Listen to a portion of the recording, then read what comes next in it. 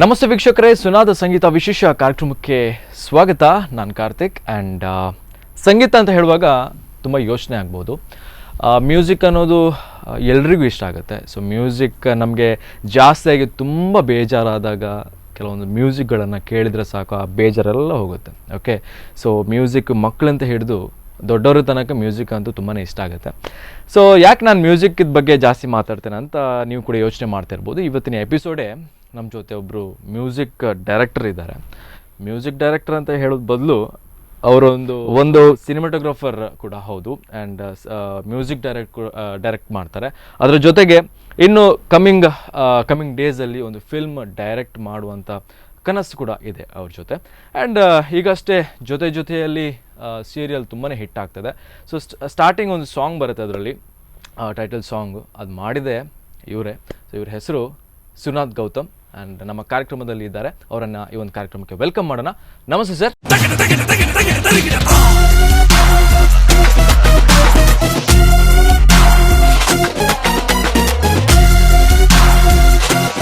ನಮಸ್ತೆ ಸರ್. ನಮಸ್ತೆ, ಹೇಗಿದ್ದೀರಾ? ಸೂಪರ್. ತುಂಬ ಖುಷಿ ಆಗ್ತಿದೆ, ಯಾಕಂದ್ರೆ ನಾನು ಕೂಡ ಫೈನ್ ಸರ್. ಯಾಕಂದ್ರೆ ಜೊತೆಯಲ್ಲಿ ಸೀರಿಯಲ್ ಈಗ ತುಂಬ ಹಿಟ್ ಆಗ್ತದೆ. ಅವ್ನ ಸಾಂಗ್ ನೀವು ಮಾಡಿದ್ರಿ, ಅದ್ರ ಬಗ್ಗೆ ನೀವು ಮಾತಾಡಲೇಬೇಕು. ಸ್ಟಾರ್ಟಿಂಗ್ ಅದೇ ಪ್ರಶ್ನೆ ಕೇಳ್ತೇನೆ, ಯಾಕಂದ್ರೆ ತುಂಬ ಹಿಟ್ ಆಗುವಂಥದ್ದು ಸೀರಿಯಲ್ ಅಂದ್ರೆ ತುಂಬ ಜನ ಆ ಒಂದು ಸೀರಿಯಲ್ ನೋಡ್ತಾ ಇದ್ದಾರೆ.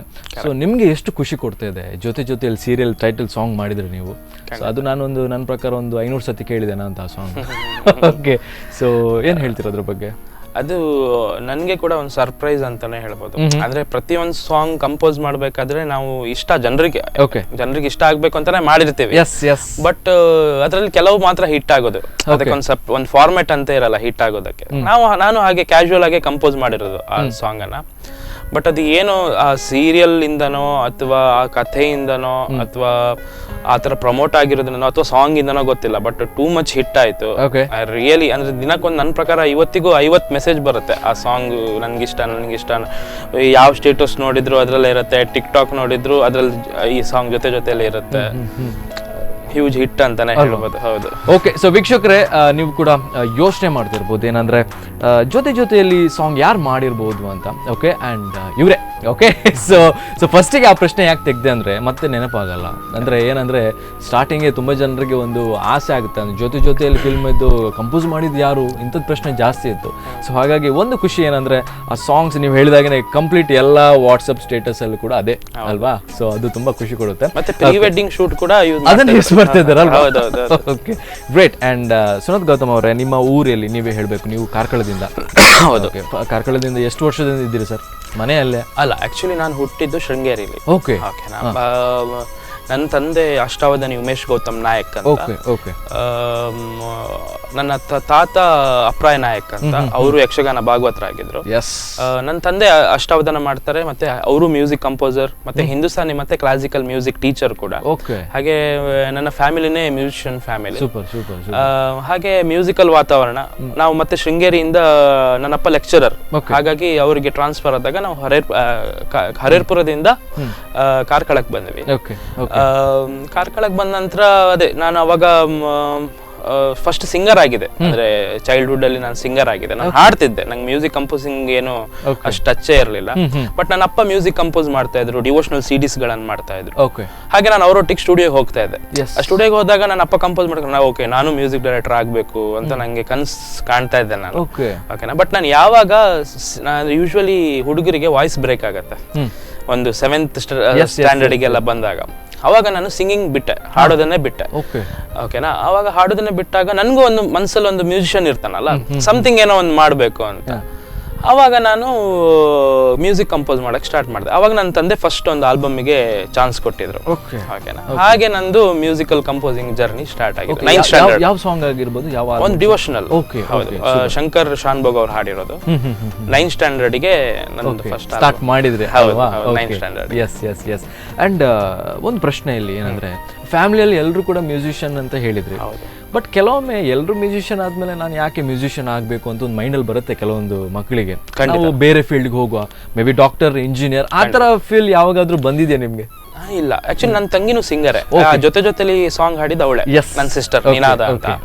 ನಮ್ಮಿಬ್ಬರಿಗೂ ಹಾಗೆ ಅನ್ಸಿಲ್ಲ ಯಾವಾಗಲೂ. ಯಾಕಂದ್ರೆ ಅದು ಒಂದು ಹೇಳ್ತಾರಲ್ಲ, ಓಕೆ ಮ್ಯೂಸಿಕ್ ಅನ್ನೋದು ಒಂದು ಬ್ಲಡ್ ಇಂದ ಬಂದಿರಬೇಕು ಅಂಡ್ ದೆನ್ ಟ್ಯಾಲೆಂಟ್ ಇರಬೇಕು ಅಂತ. ಅಂದ್ರೆ ತಂದೆ ಮ್ಯೂಸಿಕ್ ಕಂಪೋಸರ್ ಆದ ಕೂಡಲೇ ಮಗ ಆಗ್ಬೇಕು ಅಂತೇನಿಲ್ಲ, ಬಟ್ ಅದು ವಾತಾವರಣನೇ ಹಾಗಿರುತ್ತೆ. ಸಣ್ಣದಿಂದನೂ ಕೇಳ್ತದೆ. ಯೂಶುವಲಿ ಏನಂದ್ರೆ ನಾನು ಸಣ್ಣದಿರ್ಬೇಕಾದ್ರೆ ನಂಗೆ ಫೋರ್ಸ್ ಆಗಿ ಕಲಿಸ್ತಾ ಇದ್ರು ನನ್ನ ತಂದೆ, ಕಲಿ ನೀನ್ ಕಲಿ ಕಲಿ. ನಂಗೆ ಅವಾಗ ಇಂಟ್ರೆಸ್ಟೇ ಇರ್ತಿರ್ಲಿಲ್ಲ. ಹೌದು, ಅಂದ್ರೆ ಯಾವಾಗ್ಲೂ ಹಾಗೆಲ್ಲ, ನೀನ್ ಕಲಿ ಕಲಿ ಕಲಿ ಅಂತ ಹೇಳಿದ್ರೆ ಇಂಟ್ರೆಸ್ಟ್ ಇರಲ್ಲ.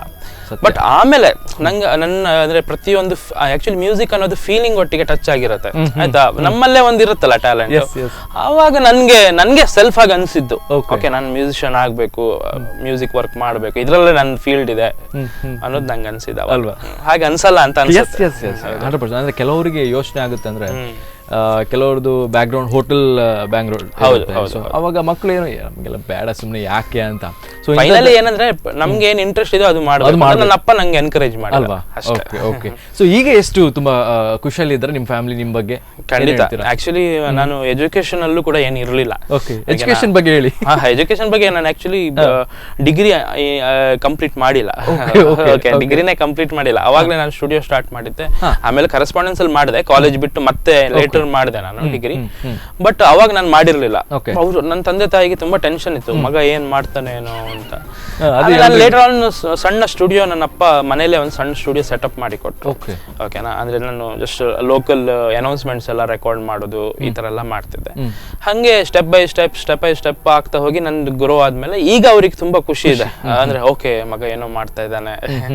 ಮತ್ತೆ ಈವನ್ ನನ್ನ ತಂದೆದು ದೊಡ್ಡ ಕನಸಾಗಿತ್ತು, ಅದನ್ನ ನಾನು ಮಾಡ್ತಾ ಇದ್ದೀನಿ. ಅವರಿಗೆ ಇಷ್ಟ ಆಗ್ಲೇಬೇಕು. ಓಕೆ ಸರ್, ನಿಮ್ಮ ಸ್ಕೂಲ್ ಲೈಫ್ ಹೇಗಿತ್ತು? ಸ್ಕೂಲ್ ಬಗ್ಗೆ ಹೇಳಿ. ನೀವು ಎಲ್ಲಿ ಸ್ಕೂಲ್? ನಾನು ಪ್ರೈಮರಿ ನಾನು ಇಲ್ಲಿ ಮಾಡಿದ್ದು ಹರೇರ್ಪುರ ಅಂತ, ಶೃಂಗೇರಿ ಮತ್ತೆ ಕೊಪ್ಪದ ನಡುವೆ ಬರುತ್ತೆ ಅದು. ಅಂದ್ರೆ ನಾನು ಹುಟ್ಟಿದ್ದು ಶೃಂಗೇರಿ ಅನ್ನಲ್ಲ, ಹಾಗೆ ಮಲ್ನಾಡು ಪ್ರದೇಶ. ಆಮೇಲೆ ನನ್ನ ತಂದೆ ಅವರಿಗೆ ಇಲ್ಲಿ ಟ್ರಾನ್ಸ್ಫರ್ ಆಯ್ತು. ನಾನು ಮತ್ತೆ ಕಾರ್ಕಳದಲ್ಲಿದ್ದೆ, ಮುನ್ಕೂರಿಗೆ ಬಂದೆ, ಮತ್ತೆ ಕಾರ್ಕಳಕ್ಕೆ ಬಂದೆ. ಹಾಗೆ ನಾನು ತುಂಬಾ ಕಡೆ ಇದೆ. ಅಂದ್ರೆ ಈ ಗೌರ್ಮೆಂಟ್ ಅಫಿಷಿಯಲ್ಸ್ ಇದು ಹಾಗೆ ಅಲ್ಲ, ಬೇರೆ ಬೇರೆ ಟ್ರಾನ್ಸ್ಫರ್ ಟ್ರಿಪ್. ಖಂಡಿತ. ಮತ್ತೆ ಲೇಟರ್ ಆನ್ ನಾನು ಇವಾಗ ಒಂದು 10-15 ಇಯರ್ಸ್ ಇಂದ ಕಾರ್ಕಳದಲ್ಲೇ ಇದೀವಿ ನಾವೆಲ್ಲ ಟೋಟಲ್. ಮತ್ತೆ ನನ್ಗೆ ತುಂಬಾ ಇಷ್ಟ, ಕಾರ್ಕಳ ಬಿಟ್ಟು ಎಲ್ಲೂ ಹೋಗಕ್ಕೆ ಇಷ್ಟ ಇಲ್ಲ. ನಾನು ಏನೇ ವರ್ಕ್ ಇದ್ರು ಕಾರ್ಕಳದಲ್ಲೇ ಮಾಡ್ತೀನಿ, ಕಾರ್ಕಳದಲ್ಲೇ ಸ್ಟುಡಿಯೋ ಇರೋದು ಅಲ್ವಾ.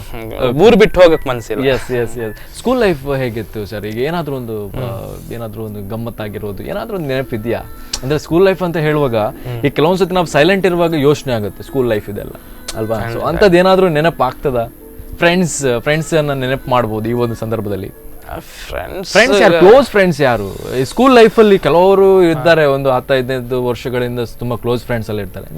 ನಿಮ್ಮ ಲೈಫ್ ಫ್ರೆಂಡ್ ಅಲ್ಲಿ ಸ್ಕೂಲ್ ಅಂದ್ರೆ ಹೈಸ್ಕೂಲ್ ಅಲ್ಲಿ ನನ್ನ ಫ್ರೆಂಡ್ ಒಬ್ಬ ದರ್ಶನ ಅಂತ ಇದ್ದಾನೆ, ಇವಾಗ್ಲೂ ಅವ್ನು ನನ್ನ ಫ್ರೆಂಡ್.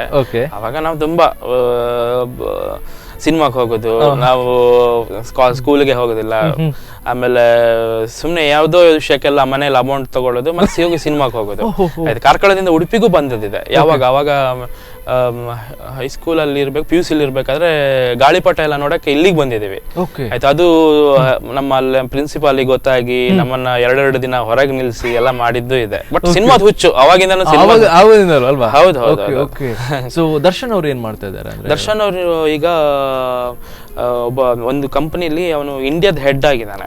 ಹೌದು, ಅವನು IT ಕಂಪನಿಲಿ ಇರೋದು. ಇಂಡಿಯಾದ ಹೆಡ್ ಆಗಿದ್ದಾನೆ ಒಂದು ಕಂಪನಿಲಿ, ಒಳ್ಳೆ UI ಪಾತ್ ಅಂತ ಒಂದು ಕಂಪನಿ. ಅದರಲ್ಲಿ ಇಂಡಿಯಾದ ಹೆಡ್ ಆಗಿದ್ದಾನೆ ಅವನು, ಈಗ ಚೆನ್ನಾಗಿದ್ದಾನೆ. ಸೂಪರ್. ಅಂಡ್ 9th ಸ್ಟ್ಯಾಂಡರ್ಡ್ ಅಲ್ಲಿ ಏನಾದ್ರು ಬಾಯ್ ಫ್ರೆಂಡ್ಸ್ ಅಂತ ಹೇಳಿದ್ರೆ, ಗರ್ಲ್ ಫ್ರೆಂಡ್ಸ್ ಏನಾದ್ರು? ಇಲ್ಲ. ಅವಾಗ ಆಕ್ಚುಲಿ ಕಾನ್ಸಂಟ್ರೇಷನ್ ಇಲ್ಲ ಅಲ್ವಾ? ಓಕೆ. ಡಿಗ್ರಿ ಎಲ್ಲಿ ಮಾಡಿದ್ರೆ ಸರ್? ಕರೆಸ್ಪಾಂಡೆನ್ಸ್ ಮಾಡಿದಲ್ವಾ? ನಾನು ಆಕ್ಚುಲಿ PUC ನಾನು ಭುವನೇಂದ್ರದಲ್ಲಿ ಮಾಡಿರೋದು. ಅದೇ ಯಾವಾಗಲೇ ಹೇಳಿದೆ, PUC ನಾನು ಸೈನ್ಸ್ ತಗೊಂಡಿದ್ದೆ, ಸೌಂಡ್ ಇಂಜಿನಿಯರ್ ಆಗ್ಬೇಕು ಅಂತ. ಅಂದ್ರೆ ನಂಗೆ ಟೋಟಲಿ ನಂಗೆ ಏನಿದ್ರು ಇದಕ್ಕೆ ಬರ್ಬೇಕು ಅಂತ ಹುಚ್ಚು ಆಯ್ತಾ. ಬಟ್ ಸೌಂಡ್ ಇಂಜಿನಿಯರ್ ಮಾಡ್ಬೇಕು ಅಂದ್ರೆ ಸೈನ್ಸ್ ತಗೊಳ್ಬೇಕು ಅಂತ ಹೇಳಿದ್ರು. ಹಾಗೆ ನಾನೇ ಹೋಗಿ ಸೇರಿದೆ ಆಯ್ತಾ. ಅವಾಗ ನಾನು ಹೇಗೋ ಹೇಳ್ದಲ್ಲ, ನಾನು ಎಜುಕೇಶನ್ ಅಲ್ಲೆಲ್ಲ ನಾನು ಅಷ್ಟು ಇಂಟ್ರೆಸ್ಟ್ ಇರಲಿಲ್ಲ. ಬಟ್ ನಂಗೆ ತುಂಬಾ ಕಷ್ಟ ಆಯ್ತು. 2 ಸಬ್ಜೆಕ್ಟ್ ಹೋಯ್ತು. ಡೈರೆಕ್ಟ್ ಆಗಿ ಹೇಳ್ಬಿಡ್ತೀನಿ, 2 ಸಬ್ಜೆಕ್ಟ್ ಹೋಯ್ತು. ಆಮೇಲೆ ಏನ್ ಮಾಡೋದು, ಅದಕ್ಕೆ ಡೈರೆಕ್ಟ್ ಆಗಿ ನಾನು ಸೆಕೆಂಡ್ PUC ಆರ್ಟ್ಸ್ ಮಾಡಿ ಮತ್ತೆ ಡಿಗ್ರಿ ಸ್ಟಾರ್ಟ್ ಮಾಡಿದೆ. ಡಿಗ್ರಿ ಸ್ಟಾರ್ಟ್ ಮಾಡ್ಬೇಕಾದ್ರೆ ಬಿಸಿ ಆಗ್ಬಿಟ್ಟೆ ನಾನು. ನನ್ನ ಸ್ಟುಡಿಯೋ ಲೈಟ್ ಆಗಿ ಸ್ಟಾರ್ಟ್ ಮಾಡಿದೆ.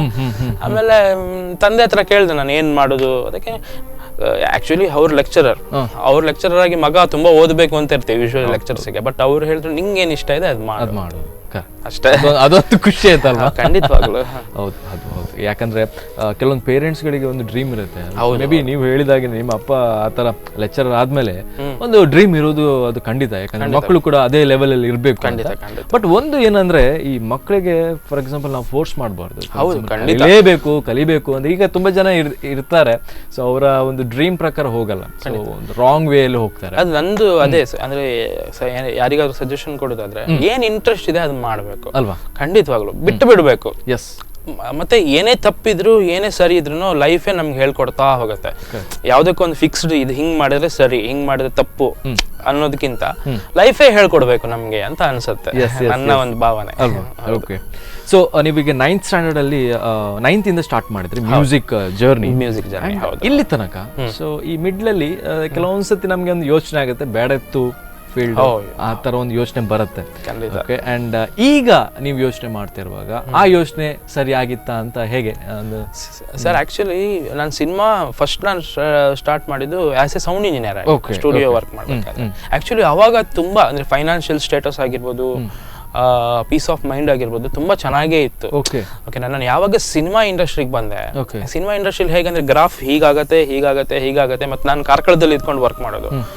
ಕೆಲವು ಹಾರ್ಡ್ ಟೈಮ್ಸ್ ತುಂಬಾ ಬರುತ್ತೆ ಸಿನಿಮಾದಲ್ಲಿ, ಏನೋ ಒಂದು ಸ್ಟ್ರಗಲ್ ಮಾಡಬೇಕು ಅಂತ ಇದ್ದಾಗ ತುಂಬಾ ಪ್ರಾಬ್ಲಮ್ಸ್ ಬರುತ್ತೆ. ಅವಾಗ ಅನ್ಸಿದ್ದು ಇದೆ, ಅಯ್ಯೋ ನಾನು ಯಾಕೆ ಅದಕ್ಕಿಂತ ಮುಚ್ಕೊಂಡು ನಾನು ಸೌಂಡ್ ಇಂಜಿನಿಯರಿಂಗ್ ಮಾಡ್ಕೊಂಡೇ ಇರ್ಬೋದಿತ್ತಲ್ಲ, ರೆಕಾರ್ಡಿಂಗ್ ಮಾಡ್ಕೊಂಡಿರ್ಬೋದು, ಯಾಕೆ ನಾನು ಸಿನಿಮಾಕ್ಕೆ ಬಂದೆ ಅಂತ.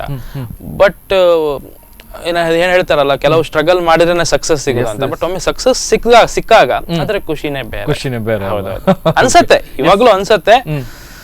ಅದೇ ಲೈಫ್ ಅಲ್ವಾ, ಅದೇ ಬೇಕು ನೋಡಿ. ಫಾರ್ ಎಕ್ಸಾಂಪಲ್ ಆ ತರ ಯೋಚನೆ ಆದ್ರೇನೆ ಸಕ್ಸಸ್ ಸಿಗೋದು. ಸೊ ನೀವು ಹೇಳಿದಾಗನೆ ಎಷ್ಟು ಸಾಂಗ್ಸ್ ಎಲ್ಲ ಈಗ ಕಂಪೋಸ್ ಮಾಡಿದ್ರಿ ಸರ್ ಇಲ್ಲಿ ತನಕ? ಒಂದು ಹೇಳಿ, ಲೀಸ್ಟ್ ಕೊಡಿ. ಲೀಸ್ಟ್ ತುಂಬಾ ಇರಬಹುದು. ಹೌದಾ, ಕಂಪೋಸಿಂಗ್ ಸ್ಟಾರ್ಟ್ ಮಾಡಿದ್ದು ಡಿವೋಷನಲ್ ಪ್ರಾಜೆಕ್ಟ್ಸ್. ಅವಾಗ ತುಂಬಾ ಒಂದು ನನ್ನ ಪ್ರಕಾರ ಒಂದು 25-30 ಆಲ್ಬಮ್ಸ್ ಮಾಡಿದ್ದೆ ನಾನು.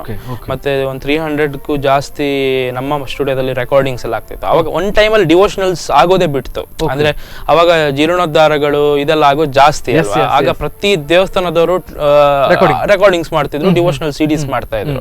ಆಯ್ತಾ, ಆಗ ಒಂದು ಟೈಮ್ ಅಲ್ಲಿ ಈ ಪೈರಸಿ ಪ್ರಾಬ್ಲಮ್ ಆಯ್ತು. ಅಂದ್ರೆ ಸಿಡಿಗಳು ಸೇಲ್ ಆಗೋದು ಕಮ್ಮಿ ಆಯ್ತು, ಪೆನ್ ಡ್ರೈವ್ ಎಲ್ಲ ಸ್ಟಾರ್ಟ್ ಆಗೋದು ಜಾಸ್ತಿ ಆಯ್ತು. ಆವಾಗ ಡಿವೋಷನಲ್ ಸ್ಟಾಪ್ ಆಯ್ತು. ಆಯ್ತಾ, ಅವಾಗ ಭಕ್ತಿಗೀತೆಗಳು ತುಂಬಾ ಮಾಡಿದೀನಿ, ಅದು ಅಷ್ಟು ನೆನಪು ಕೌಂಟೂ ಇಲ್ಲ. ಆಮೇಲೆ ಸಿನಿಮಾ ಸ್ಟಾರ್ಟ್ ಮಾಡಿದ್ಮೇಲೆ ಒಂದೊಂದೇ ಸಿನಿಮಾಗಳು ಆಗ್ತಾ ಹೋಯ್ತು. ಹಾಗೆ ಸಿನಿಮಾ ಸೀರಿಯಲ್ಸ್. ಯಾವಾಗ ಸ್ಟಾರ್ಟ್ ಮಾಡಿದ್ರಿ ಸರ್? ಮೇ ಬಿ ಡೇಟ್ ನೆನಪಿದೆಯಾ? ಸಿನಿಮಾ ಇಂಡಸ್ಟ್ರಿಗೆ, ಸಿನಿಮಾ ಇಂಡಸ್ಟ್ರಿ ನಾನು ಐ ಥಿಂಕ್ ಸೊ ಒಂದು 7 years back. 7 years back. Okay. 7 years ಅಲ್ಲ, ಈಗ ಈ ಜೊತೆಯಲ್ಲಿ ಈ ಸೀರಿಯಲ್ ಈಗ ಏನು ಟೈಟಲ್ ನೀವು ಮಾಡಿದ್ರಿ ನೋಡಿ, ಸೊ ಅದಾದ್ಮೇಲೆ ನಿಮ್ಗೆ ಒಂದು ಮೇ ಬಿ ಟರ್ನಿಂಗ್ ಪಾಯಿಂಟ್ ಆಗಿರ್ಬೋದಾ? ಟರ್ನಿಂಗ್ ಪಾಯಿಂಟ್ ಆಕ್ಚುಲಿ ನಾನು ಫಸ್ಟ್ ಉದಯ ಚಾನಲ್ಗೆ ವರ್ಕ್ ಮಾಡ್ತಾ ಇದ್ದೆ. ಅಲ್ಲಿ ಆಕ್ಚುಲಿ ಇದೇ ಚಾನಲ್ ಅಲ್ಲಿ ಅವಿನಾಶ್ ಕಾಮತ್ ವರ್ಕ್ ಮಾಡ್ತಾ ಇದ್ರು. ಅವಿನಾಶ್ ಕಾಮತ್ ಫ್ರೆಂಡ್ ಇದೇ ಚಾನಲ್ ಅಲ್ಲಿ ಶ್ರೀನಿಧಿ DS ಅಂತ ಪ್ರೋಗ್ರಾಮಿಂಗ್ ಹೆಡ್ ಆಗಿದ್ರು. ಆಯ್ತಾ, ಮೇಜರ್ ಪಾಯಿಂಟ್ ಇಲ್ಲಿಂದಾನೆ ಸ್ಟಾರ್ಟ್ ಮಾಡ್ತಾರೆ. ಓಕೆನಾ, ಆ ಶ್ರೀನಿಧಿ DS ಸರ್ ಇಂದ ನನಗೆ ಉದಯ ಚಾನಲಿನ ಕನೆಕ್ಷನ್ ಆಯ್ತು. ಅವ್ರು ನೆಕ್ಸ್ಟ್ ಉದಯ ಚಾನಲ್ ಅಲ್ಲಿ ಹೋಗಿ ಪ್ರೋಗ್ರಾಮ್ ಫಿಕ್ಷನ್ ಹೆಡ್ ಆಗಿದ್ರು. ಹಾಗೆ ನಾನು ಉದಯ ಚಾನಲ್ ನನ್ನ ಪ್ರಕಾರ ಒಂದು 10 ಸೀರಿಯಲ್ಸ್ ಮಾಡಿದೆ. ಆಯ್ತಾ, 10 ಸೀರಿಯಲ್ಸ್ ಮಾಡಿದ್ದೇನೆ. 10 ಸೀರಿಯಲ್ಸ್ ಮಾಡಿದಷ್ಟಕ್ಕೂ ಕಾರಣ ಶ್ರೀನಿಧಿ DS ಅವರು. ಅದರಿಂದ ನಂಗೆ ಜೊತೆಲಿ ಸಿಕ್ಕಿತ್ತು. ಅಂದ್ರೆ ಅದೇ ಟೀಮ್ ಅಲ್ಲಿ ಸುಧೀಂದ್ರ ಭಾರದ್ವಾಜ್ ಅಂತ ಇದ್ರು, ಅವರು ಜಿ ಅಲ್ಲಿ ಈಗ ಕಮಿಷನ್ ಹೆಡ್ ಆಗಿದ್ದಾರೆ. ಅವರಿಂದ ನಂಗೆ ಸಿಕ್ತು. ನನ್ಗೆ ಮೇನ್ ಪಾಯಿಂಟ್ ಸಿಕ್ಕಿದ್ದು ಅನಂತು ವರ್ಸಸ್ ನುಸ್ರತ್ ಸಿನಿಮಾ ಮಾಡಿದೆ ಅಲ್ಲ, ಅದರಲ್ಲಿ ಒಂದು ಸಾಂಗ್ ಈಗ ತಾನೇ ಜಾರಿಯಾಗಿದೆ, ಹಿಟ್ ಆಯ್ತು. ಈಗ ತಾನೇ ಜಾರಿಯಾಗಿದೆ ಹೊಸ ನವಿರಾದ ಕಾನೂನು, ವಿಚಾರಣೆಯ ಹಂತ ತಲುಪಲು ಸದಾ ಆರೋಪಿ ನಾನಿನ್ನು. ಅಲ್ಲಿಂದ ನನ್ನ ಪ್ರಕಾರ ನನ್ನ ಹಿಟ್ಗಳು ಸ್ಟಾರ್ಟ್ ಆಯ್ತು ಅಂತ ಹೇಳ್ಬೋದು. ಅದ್ರ ಮೊದಲು ತುಂಬಾ ಸಾಂಗ್ಸ್ ಮಾಡಿದ್ರು, ನಿಮ್ಗೆ ಗೊತ್ತಲ್ಲ, ಒಂದು ಸಾಂಗ್ ಪಾಪ್ಯುಲಾರಿಟಿ ಆಗ್ಬೇಕಾದ್ರೆ ತುಂಬಾ ವಿಷಯಗಳಿರುತ್ತೆ. ಒಂದು ಅದು ಮಾರ್ಕೆಟಿಂಗ್ ಚೆನ್ನಾಗ್ ಆಗ್ಬೇಕು, ಮತ್ತೆ ಜನರಿಗೆ ಇಷ್ಟ ಆಗ್ಬೇಕು, ಆ ಒಂದು ಹಿಡಿತ ಸಿಗ್ಬೇಕು, ಕಲಿಯೋದು ತುಂಬಾ ಇದೆ. ಅಲ್ಲಿಂದ ನನ್ನ ಪ್ರಕಾರ ಐ ಥಿಂಕ್ ಸೊ ಜೊತೆಲಿ ಅಲ್ಲ, ಅನಂತು ವರ್ಸಸ್ ಇಂದ ಸ್ಟಾರ್ಟ್ ಆಯ್ತು. ಬಟ್ ಜೊತೆಲಿ ತುಂಬಾ ಪಾಪ್ಯುಲರ್ ಆಯ್ತು. ಓಕೆ, ಅಂಡ್ ಮತ್ತಷ್ಟು ಮಾತಾಡೋಣ, ಒಂದ್ ಸಣ್ಣ ಬ್ರೇಕ್ ತಗೊಳ್ಳೋಣ. Okay, S. ಸೊ ವೀಕ್ಷಕರು, ಒಂದ್ ಸಣ್ಣ ಬ್ರೇಕ್ ನಂತರ ಮತ್ತೆ ಕಾರ್ಯಕ್ರಮ ಮುಂದುವರಿಯುತ್ತೆ.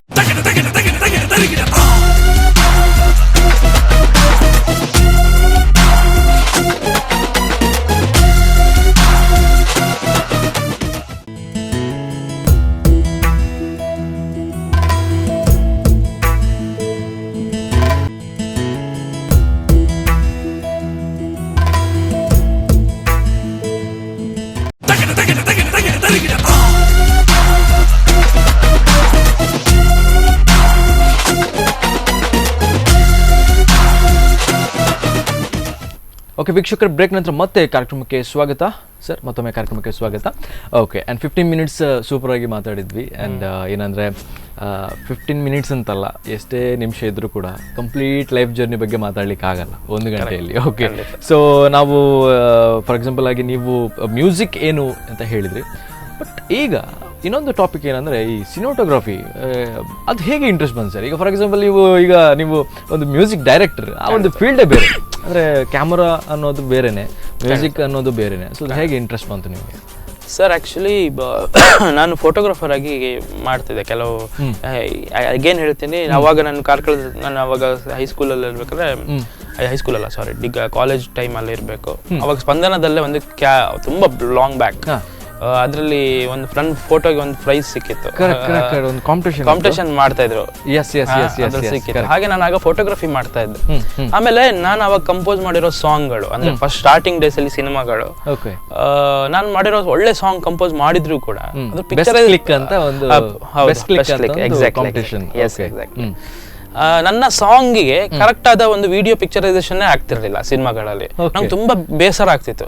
ನಾನು ಇಷ್ಟು ಅಂದ್ರೆ ನಮ್ಗೊಂದಿರುತ್ತಲ್ಲ, ಓಕೆ ನನ್ನ ಸಾಂಗ್, ನಾನು ಈಗ ಸಾಂಗ್ ಕಂಪೋಸ್ ಮಾಡ್ಬೇಕಾದ್ರೆ ಈ ತರ ಪಿಕ್ಚರೈಸ್ ಆಗಿದ್ರೆ ಚೆನ್ನಾಗಿರುತ್ತೆ ಅಂತ ಥಿಂಕಿಂಗ್ ಬರುತ್ತೆ. ಆ ತರ ಪಿಕ್ಚರೈಸೇ ಆಗ್ತಿರ್ಲಿಲ್ಲ, ಆಯ್ತಾ. ಅವಾಗ ನಂಗೆ ತುಂಬಾ ಬೇಸರ ಆಗ್ತಿತ್ತು. ಅದೇ ಟೈಮಲ್ಲಿ ನಾನು ಒಂದಿಷ್ಟು ಸಿನಿಮಾ ಆದ್ಮೇಲೆ ಸೋಜಿಗ ಸಿನಿಮಾ ಬಂತು ನನಗೆ. ಸೋಜಿಗ ಸಿನಿಮಾ ಬಂದಾಗ ಡೈರೆಕ್ಟ್ರು ನಂತರ ಮ್ಯೂಸಿಕ್ ಕಂಪೋಸ್ ಮಾಡಕ್ಕಂತ ಬಂದಿದ್ರು. ಅವಾಗ ನಾನು ಫೋಟೋಗ್ರಫಿ ಮಾಡಿರೋದು ಮತ್ತೆ ಶಾರ್ಟ್ ಫಿಲ್ಮ್ಸ್ ಮಾಡಿರೋದೆಲ್ಲ ನೋಡ್ಬಿಟ್ಟು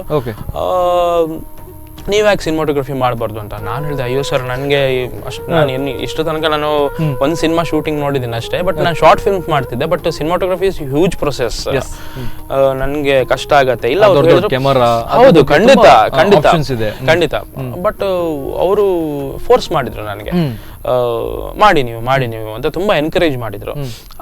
ಓಕೆ ಮಾಡೋಣ ಅಂತ ಅನಿಸ್ತು, ಸೀದಾ ಸ್ಟಾರ್ಟ್ ಮಾಡಿದೆ ವರ್ಕ್. ಬಟ್ ಆ ಸಿನಿಮಾ ಮಾಡುವಾಗ ನಂಗೆ ಅನಿಸ್ತು, ಓಕೆ ನಾನು ತುಂಬಾ ತಪ್ಪು ಕೆಲಸ ಮಾಡ್ತಾ ಇದ್ದೀನಿ, ಇದ್ರ ಬಗ್ಗೆ ಏನಾದ್ರು ಒಂದು ಎಕ್ಸ್ಪೀರಿಯನ್ಸ್ ಇದ್ದು ಬಂದಿದ್ರೆ ಅಥವಾ ಯಾರ್ದಾದ್ರು ಅಸಿಸ್ಟೆಂಟ್ ಆಗಿ ವರ್ಕ್ ಮಾಡಿದ್ರೆ ಚೆನ್ನಾಗಿರ್ತಿತ್ತು ಅಂತ. ಬಟ್ ಆಫ್ಟರ್ ಆ ಸಿನಿಮಾ ಎಂಡ್ ಆಗ್ಬೇಕಾದ್ರೆ ನಂಗೆ ಯೂಶುವಲಿ ನನಗೆ, ನಾನು ಇದೇ ಫೀಲ್ಡ್ ಅಲ್ಲಿ ಇರೋದ್ರಿಂದ ನಂಗೆ ಟೆಕ್ನಿಕಲಿ ನಾನು ಬೇಗ ಕಲ್ತ್ಕೊಂಡ್ ಬಿಡ್ತೀನಿ. ಓಕೆ, ನನಗೆ ಟೋಟಲ್ ಸಿನಿಮಾ ಮುಗಿಸ್ಬೇಕಾದ್ರೆ ನನಗೊಂದು ಹಿಡಿತ ಬಂತು. ಬಟ್ ತುಂಬಾ ಬೇಸರ ಆಯ್ತು, ಯಾಕಂದ್ರೆ ನಂಗೆ ಬೇಕಾದ ಇಕ್ವಿಪ್ಮೆಂಟ್ಸು ಸಿಗ್ತಾ ಇರ್ಲಿಲ್ಲ, ನನ್ಗೆ ಬೇಕಾದ ಕ್ವಾಲಿಟಿ ನಂಗೆ ಕೊಡಕ್ ಆಗ್ತಿರ್ಲಿಲ್ಲ, ಆಯ್ತಾ. ಅದಾದ್ಮೇಲೆ ಗೋಲ್ಮಾಲ್ ಸಿನಿಮಾ ಬಂದಾಗ ನಮ್ದೇ ಟೀಮ್ ಇತ್ತು, ತುಳು ಫಿಲ್ಮ್. ಅವಾಗ ನನಗೆ ಇದ್ರಲ್ಲಿ ನಾನು ಪ್ರೂವ್ ಮಾಡಬೇಕು, ಏನಾದ್ರು ನನ್ನ ಸಿನಿಮಾಟೋಗ್ರಫಿ ಸ್ಕಿಲ್ ನಾನು ಇದ್ರಲ್ಲಿ ಪ್ರೂವ್ ಮಾಡಬೇಕು ಅಂತ. ಅದಕ್ಕೆ ಸರಿಯಾಗಿ ಪ್ರೊಡ್ಯೂಸರ್ ಕೂಡ ನನಗೆ ಒಳ್ಳೆ ಬ್ಯಾಕ್ ಬೋನ್ ಆಗಿದ್ರು.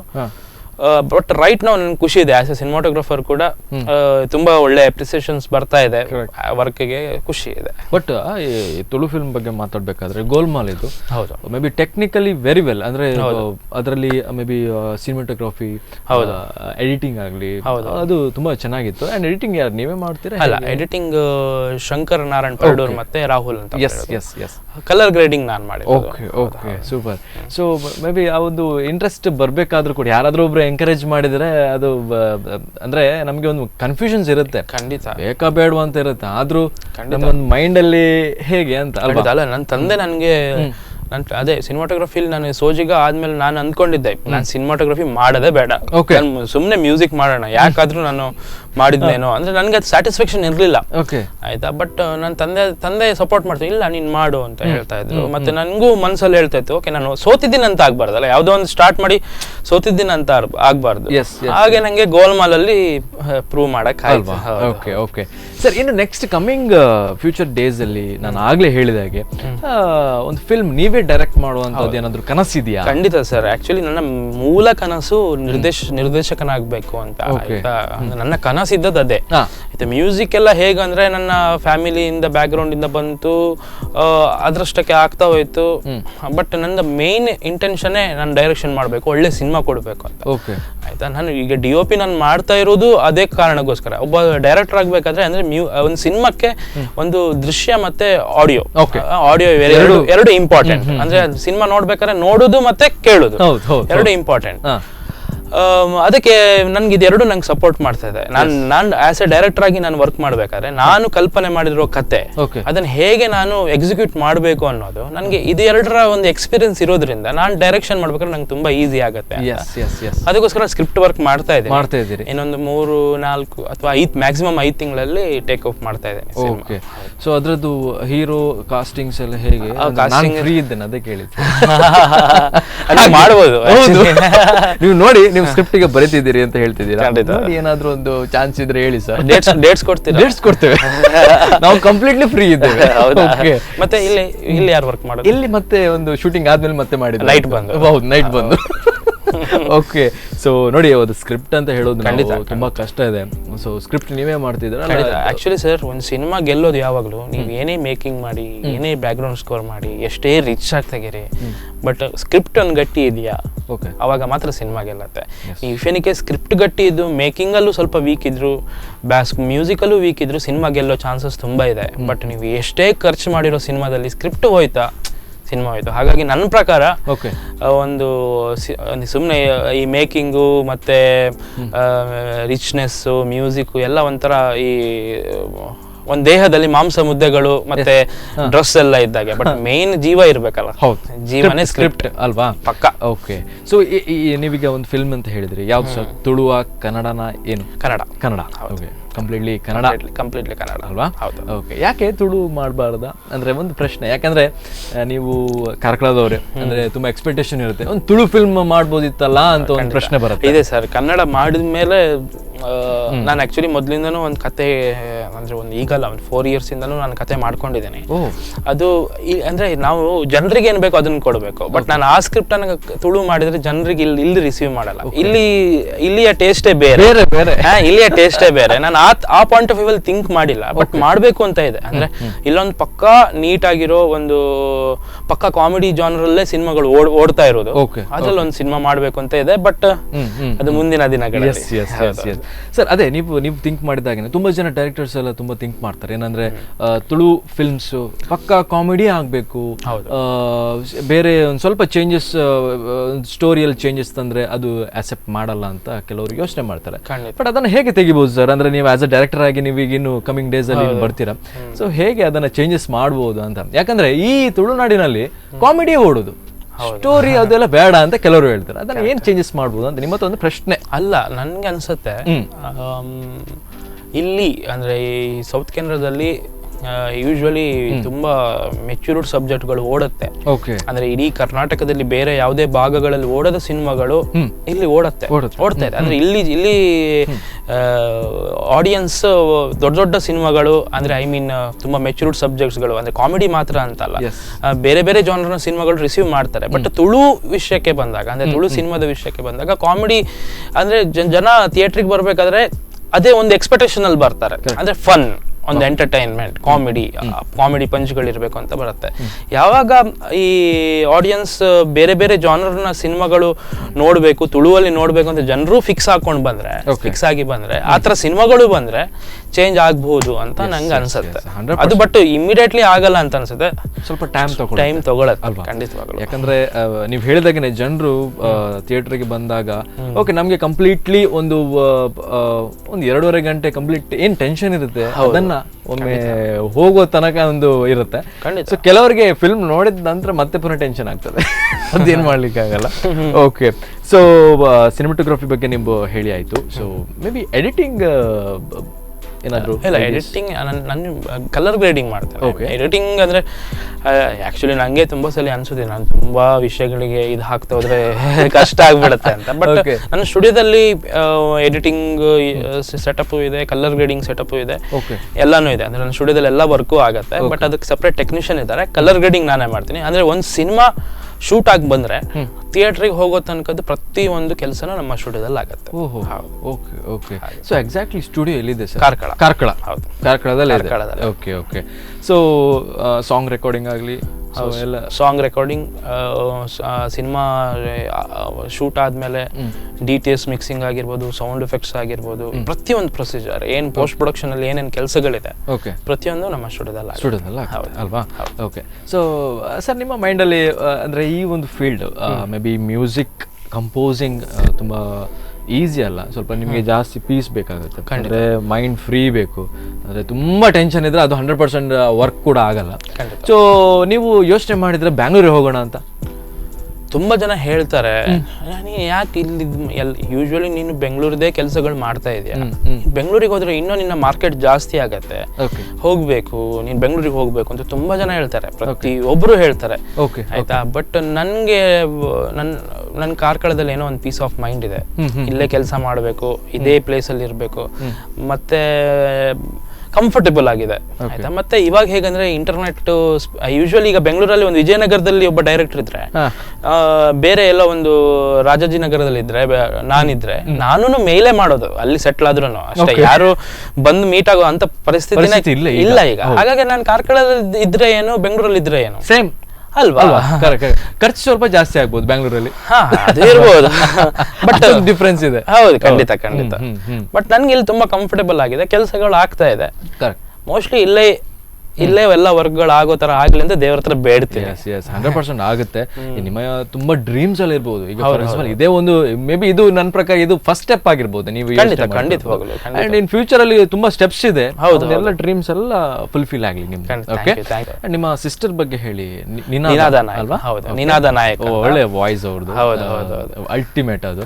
ಸೊ ಅವಳು ಅದೇ ಜೊತೆಲಿ ಆಡಿದ್ಲು. ಮತ್ತೆ ಅನಂತ ವರ್ಷದಲ್ಲಿ ಒಂದು ಒಮ್ಮೆ ತಿರುಗಿ ಅಂತ ಒಂದು ಸಾಂಗ್, ಅದು ಹಿಟ್ ಆಯ್ತು. ಮತ್ತೆ ತುಂಬಾ ರಿಯಾಲಿಟಿ ಶೋಗಳಲ್ಲೆಲ್ಲ ಹಾಡಿದಾಳೆ ಅವಳು. Okay okay, super. May be ನೀವು ತುಂಬಾ ಸಪೋರ್ಟ್ ಮಾಡ್ತೀರಾ ಅಂತ ಕಾಣುತ್ತೆ ನಂಗೆ. ಅಂದ್ರೆ ಸಪೋರ್ಟ್ ಅಂದ್ರೆ ಮ್ಯೂಚುವಲ್ ಸಪೋರ್ಟ್ ಅಂತ ಹೇಳ್ಬೋದು. ಅವಳು ನನ್ನ ಸಾಂಗ್ಗಳಲ್ಲಿ ಹಾಡ್ತಾಳೆ ಹಾಗೆ. ಓಕೆ, ಸೊ ಮತ್ತಷ್ಟು ಮಾತಾಡೋಣ, ಒಂದು ಸಣ್ಣ ಬ್ರೇಕ್ ತಗೊಳ್ಳೋಣ. Okay, S. ಸೊ ವೀಕ್ಷಕರ, ಒಂದು ಸಣ್ಣ ಬ್ರೇಕ್ ನಂತರ ಮತ್ತೆ ಕಾರ್ಯಕ್ರಮ ಮುಂದುವರಿಯುತ್ತೆ.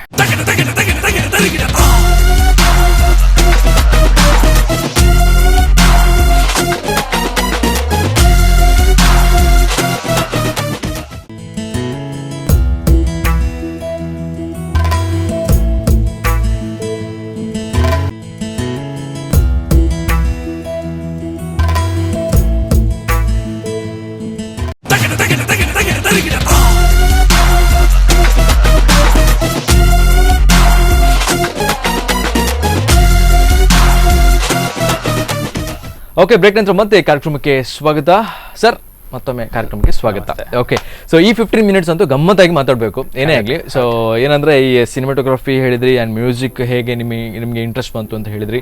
ಅದರ ಜೊತೆಗೆ ಈಗ ಈ ಒಂದು ಸೆಗ್ಮೆಂಟಲ್ಲಿ ನಾನು ಕೇಳೋದು ಕೆಲವೊಂದು ಪ್ರಶ್ನೆ ಏನಂದರೆ, BGM ಈಗ ಬ್ಯಾಕ್ಗ್ರೌಂಡ್ ಸ್ಕೋರ್ ಮ್ಯೂಸಿಕ್ ಅಂತ ಹೇಳ್ತೀರಿ, ಮೇ ಬಿ ಅದು ತುಂಬ ಇಂಪಾರ್ಟೆಂಟ್ ಆಗುತ್ತೆ ಫಿಲ್ಮ್ಗೆ. ಸೊ ಆ ಒಂದು ಥಿಂಕಿಂಗ್ ಎಲ್ಲ ಹೇಗಿರುತ್ತೆ ಸರ್? ಅಂದರೆ ಒಂದು ನಾವು ಜಾಸ್ತಿಯಾಗಿ ಯೋಚನೆ ಮಾಡ್ತೀವಿ, ಮ್ಯೂಸಿಕ್ ಡೈರೆಕ್ಟರ್ ಅವರ ಕೆಲಸ ಈಸಿ ಅಂತ ಹೇಳಲಿಕ್ಕಾಗಲ್ಲ. ಸೊ ಹೇಗೆ ಅದು ಅಂದರೆ ಮ್ಯೂಸಿಕ್ ಕೊಡಬೇಕಾದ್ರೂ? ಖಂಡಿತ ಸರ್. ಅಂದರೆ ಒಂದು ಸಿನಿಮಾದಲ್ಲಿ ಕೆಲವೊಂದು ಫೀಲಿಂಗ್ಗಳನ್ನ ಮ್ಯೂಸಿಕ್ ಇಂದಾನೆ ಕನ್ವೆ ಮಾಡೋಕ್ಕಾಗತ್ತೆ ಕತೆನ. ಟೋಟಲಿ ಎಂಡ್ ಪ್ರೊಸೆಸ್ ಇಸ್ ಒಂದು ಸ್ಟೋರಿನ ಸ್ಟೋರಿ ಟೆಲ್ಲರ್.